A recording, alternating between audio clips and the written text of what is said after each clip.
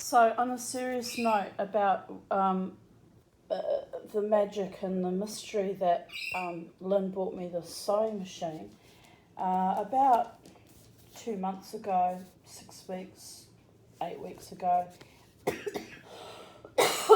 excuse me, I was in reverse garbage, fossicking as I do, and I got tempted by these swatches of materials. I think these ones are, there's a picture in here somewhere. They're for upholstery, like they've got a picture of making cushion covers with them or pillow covers. And this machine only does thin fabrics, but I think these are cotton, so it should be alright. I'm not quite sure how I'm going to get all the paper off. I remember when I did my silk swatches, I had a terrible time getting the paper backing off.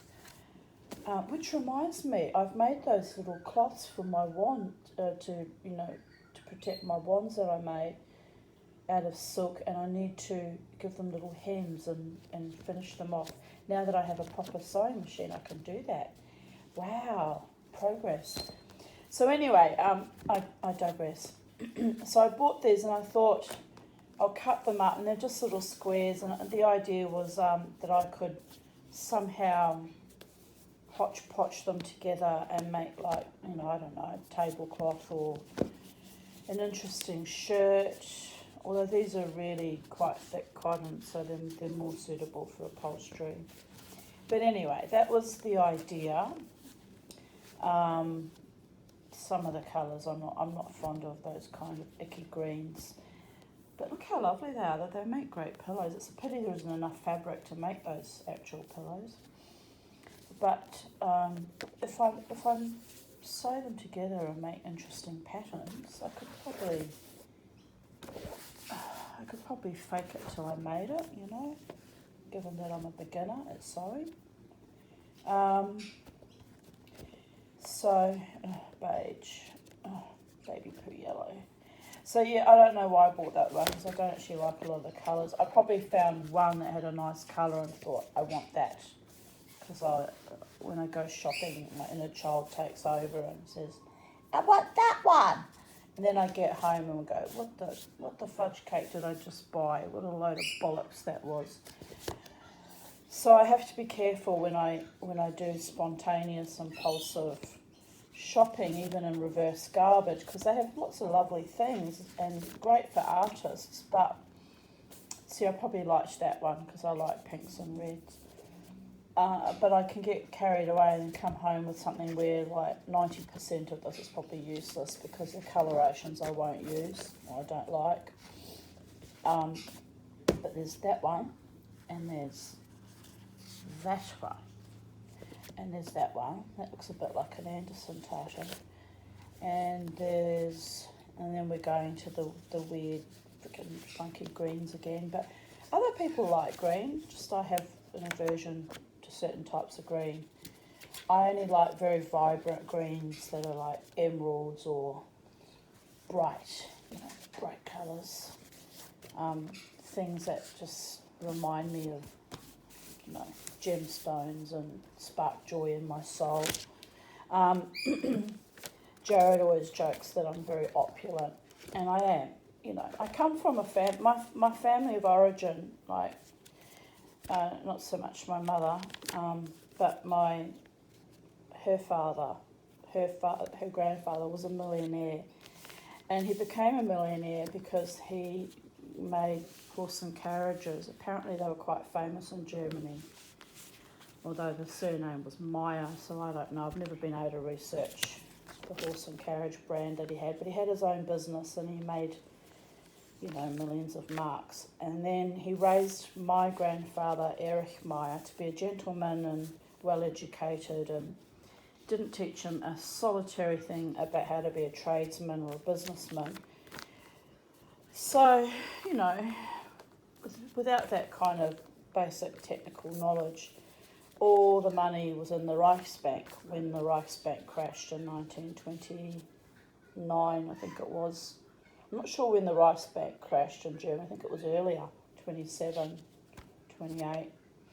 But anyway, when the Great Depression happened, the German Reich, all their money disappeared overnight, became worthless. So they became quite desperately poor after being brought up to be so wealthy and acculturated. And, you know, my grandmother, Eva Meyer, had friends who were opera singers, Jewish opera singers actually. One actually, quite miraculously, got shipped off to England, I think just before the outbreak of war, because it was so famous. She was kind of given a choice, stay in Germany or go to England, but you have to divorce your non-Jewish husband, which was really quite a terrible choice because they were very much in love. But anyway, she did that, they divorced. She went to England and as a consequence survived the Holocaust. But other friends, obviously, Jewish friends, weren't so fortunate or so, weren't given those extra life-saving privileges. And this is the tragedy of human existence, is how some people, in rare cases, are just given that little bit of extra protection or blessing from the gods, and others are just thrown to the carrion like so much dead meat. It's appalling. It's something, it's a theme in my life that I struggle with because I've had a very, very difficult, very abusive life, and I often wonder about where's the justice and where's the basic decency and all of that. But yes, I don't know what I was in a previous life. I'm paying some fairly fucking hefty karma. And I do hope that ends soon. I really do. So anyway, these are quite, let's go back to the swatches. This is quite, I like this one because it's sparkly. I like sparkly things too. I like jet jewels and gold and silver and beautiful things. But I'm hoping to learn to work with silver. I think that will spark joy because you can make beautiful things from silver, even though I can't afford to learn to work with gold. I'm sure I can do little things with silver. Anyway, some of these are kind of hideous, but the other thing I really love is embroideries. So I would have bought this little swatch because flicking through it, I would have seen a shiny, shiny one, and then I'm like a magpie, and then I would have seen the little embroidered things and thought, oh, that could make nice folk art type swatches of things. I have no idea what I'm doing, people. Can you tell? Can you tell? But it's okay because I've never had any idea what I'm doing in anything, and I made a beautiful cupboard. I made a beautiful cabinet. It was already made, but I inlaid it, so there is that. I'm not quite as useless as I used to think I was. I'm learning some interesting skills. One day, I might even learn how to get along with a member of the opposite gender in a primal, joyful, passionate, loving, sexual relationship. Wouldn't that be lovely? But I'm getting old, so I won't care after a while. I'll be like, done. Pretty much there, actually. But anyway, that would be interesting if I actually met someone that, you know, ticked all the boxes and didn't drive me completely crazy and make me want to run and crawl away and die. It would be a lovely thing. So, thank God for my beautiful friends, my male friends as well as my women friends, who have loved me unconditionally and supported me through this life. Or I wouldn't be here checking out weird fabric swatches. See, now I hate the background colour of that. It's like almost a khaki or I don't know. What is it? It's like a grey, bordering on a greenish grey. Like what the fudge cake were they thinking? But having said that, I bought it for this. I think I bought it for that. It's a pity I don't have the whole thing. I'm going to have to go around the second-hand shops and search for unusual embroidered offcuts of fabrics and things. Because sometimes when people die, they leave a lot of fabric behind, like my mother did. I gave most of it to my daughter, and she made quite a few things out of it. So that's okay. I don't want it back or anything. I think she made what she could out of it, and then she got rid of the rest. But, you know, older people, we oldies, we are like magpies. We collect and hoard things. And they invariably end up in the second-hand shops when people pop their clogs. So I'm sure I'll find some nice pieces if I keep an eye out. I don't like going to second-hand shops much, so it probably won't happen very frequently. And then I have to have money to be able to pay for things, so that's kind of one of my major blocks. But anyway, it's all good. And then there's this one. Can you believe I paid like $12 for that one, $8 for this one. I think I paid, doesn't have a price tag on it, but I think I paid $5 for this one. I mean, it's just insanity. That's like $25 of things that at the time I thought, well, what am I going to be doing with them really? And I hesitated to buy them. And now I have a sewing machine. So the universe gives me nudges sometimes, and I'm like, oh, why? What are you doing to me? Leave me alone. I just want to like be lazy and die gracefully. But the universe is nudging me. And I know why. I'll tell you why. Because I've been fixating on and off the last year, and I don't have the skills, people. I'm just a beginner sewer. But I've been fixating on making the most fabulous Edwardian style skirt, complete with bustle, a slight bustle. They didn't have big bustles in those days. Something in the lines of, have you seen the Titanic, the beautiful outfit she wears when she is about to embark on the ship? Something like that. Now I'm quite short and I'm quite fat, so of course it'll have to be a much bigger skirt. But I've just got this fantasy, maybe it's a past life memory, of having this fabulous matching, heritage type Edwardian blouse with my underbust corset and this fabulous skirt. And I'm thinking, if my sewing skills develop enough, I might try and make myself one. Wouldn't that blow people's minds? The Tanya trotting around the Brisbane CBD when I resume my dancing, going out into the night again, because I haven't found another venue yet. I haven't been out since that last awfulness at the Treasury Casino. But I think it'll just blow people's minds. Me with my top hat, my Edwardian skirt, they'll just think I'm in drag or something. And you know what? I love that idea. I love the idea that people think when I go out in my over-the-top outfits that I've cobbled together, usually from second-hand clothes, that I'm in drag. I just love it. Oh, these are pretty colours. That's why I bought that one. See, now here we're getting orange, orange, orange. Not my favourite, but then we start getting to the warmer reds and peaches and pinks. I can cobble that together with something, some contrast in colour.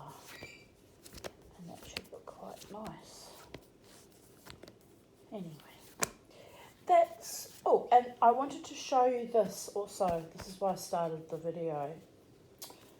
Oh, look, I don't know. It's got some weird stain on it. I don't know how it got that stain. I'm hoping it washes out. I've always cherished this. My mother-in-law, Hilda Aarons, made this. It's funny, Shirley and Jacques and Bill and Michael gave me very little as an inheritance from their mother, and that's fair enough. It's their mother, and they sold everything off to make money because they were greedy mofos. But For some peculiar reason, Shirley sent me back lots of little evening handbags and things that her mother had made by hand. I've got another thing somewhere that she made. And this is traditional cutout embroidery that Hilda actually made. The other thing that Hilda used to really specialise in, it was beautiful, was she would bead the most ornate designs on her clothing, on her like jackets and suit jackets and things, and some dresses. The most amazing beadwork, but I didn't get any of that beadwork, and I doubt that Shirley kept it either because she would have deemed it so quaint and old-fashioned, stupid woman that she is. But I acquired, through inheritance, this little bag. And, you know, I'm a sentimental creature. It's quite odd. I have cherished this little bag all these years. She died in 1988, just 9 days after we arrived here in Brisbane. So, but look, I don't know if she hand-stitched that. I can't tell if she hand-stitched it or not. But anyway, I think it's hand-stitched by the looks of it. She made this. And I was looking at it today because I shoved it in this box the other day when I found it. I thought, oh, I must do something with that. It's all stained and rust stains, and I don't even know if they'll wash out. But what I'm thinking is, because this bag's been shoved away for years, donkey's years, I've actually had forgotten about it. I might try and clean it up and soak it in laundry soaker, and then I could cut this piece off up here and sew it like I did on my skirt, you know, with all my doilies. Because you know what, it's fabulous and it should be worn, it should be on show, not shoved away in a cupboard. And inside are handkerchiefs, right? Oh, there's another one. I think that's what I use this for, to store handkerchiefs, because I don't use handkerchiefs. Haven't used for years. I only use toilet paper when I have to blow my schnozzy, which is not very environmentally friendly. Like handkerchiefs are much more environmentally friendly, but I've always thought they're dirty, gross things. People used to shove them up their sleeves and snot, and they're just gross. But these are all like little hand embroidered little works of art. You see how my opulent nature runs to the artistic side? I mean, look at that. It's a little work of art. Might be machine done, but it's very pretty. So I have these handkerchiefs I could sew together too. If I had grandchildren, it's never going to happen, people. I've given up. It's like my love life. I've given up. But if I had grandchildren, I could like sew these together and make like, I don't know, a little outfit out of it maybe. Although it's very fine lawn, so a baby would probably tear a hole in that.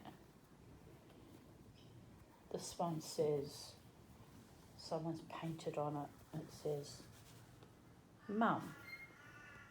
But look, they're getting all old and grotty and spotty, and I think I'll give them all a good soak in something, and then, I don't know, move the energy forward, give them back to the charities or... But no, look, here's this little tiny embroideries. Yes, imagine somebody sat down and actually did that, and this is also cut out embroidery. Somebody actually did that work by hand, I think. It's just magical what people can do, you know. I take delight in these little things. I take delight in handcrafted things because I know how much bloody hard work goes into it. Someone gave me this, it would have been for my birthday. I think it was Mrs. Robertson many years ago, but look, it's gone all grotty. I'll have to try and clean that up too. But look how delightful. She went out and bought me a handkerchief. This is back when I was a teenager, when I actually we used to use handkerchiefs back in the day. Oh, bless. It's got a little T on it. Anyway, now that I've dragged those out and showed you, I'm going to keep those out because they need to all be washed, and if they can be rescued, I might be able to cut the little floral bit out and sew that onto something with a little T. That's machine made, but it doesn't matter. It's the art, the workmanship. It's the art that counts, not whether it was machine or handmade or whatever. So there you go. That's my story. Morning glory. But yes, I think this would look quite nice sewn onto the middle of a blouse or something, an Edwardian type blouse. And then it would be something that my mother-in-law actually made. She didn't make it for me. She'd already, she'd made it probably years before I married her son.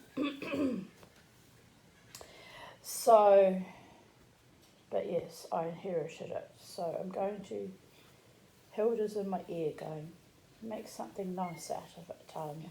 Make it live again, instead of being in a cupboard.